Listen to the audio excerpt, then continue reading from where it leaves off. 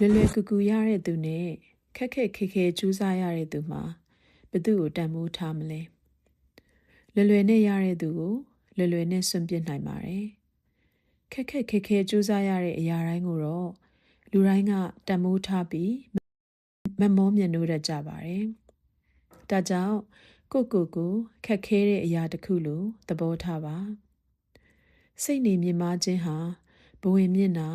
မာနကြီးတာမဟုတ်ပါဘူးကိုယ့်ရဲ့တန်ဖိုးကိုမြင့်တင်ထားခြင်းသာဖြစ်ပါတယ်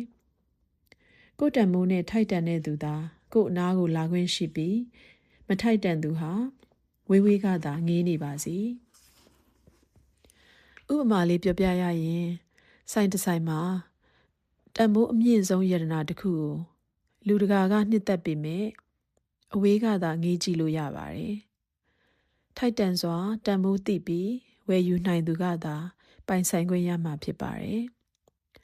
တော်ရုံတန်ရုံဈေးပေါ်ယတနာလေးတွေကတော့လူတိုင်းလွယ်လွယ်ကူကူဝယ်ယူနိုင်ပါလိမ့်မယ်ဒါကြောင့်ကို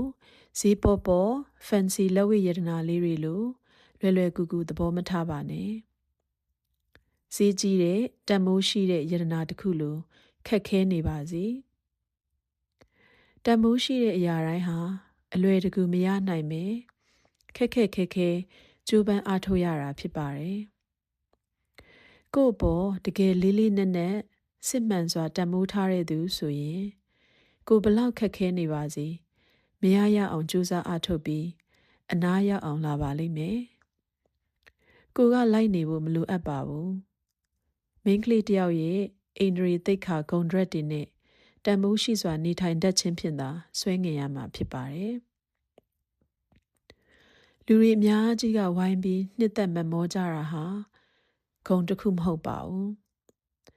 တန်ဖိုးသိတဲ့လူတယောက်ကထိုက်တန်တန်ဖိုးထားပြီးလေးစားမြတ်နိုးနေတာကမှမိန်းကလေးတယောက်ရဲ့ဂုဏ်ဖြစ်ပါတယ်ကိုကြည့်လိုက်တဲ့မျက်ဝန်းထဲမှာလေးစားခြင်းဂုဏ်ယူခြင်းတန်ဖိုးထားမြတ်နိုးခြင်းဆိုတာတွေပါဝင်နေမှသာသူ့နဘေးမှာလမင်းတစင်းလိုတင့်တယ်စွာလှပနေမှာဖြစ်ပါတယ်နားထောင်ပေးတဲ့အတွက်ကျေးဇူးတင်ပါတယ်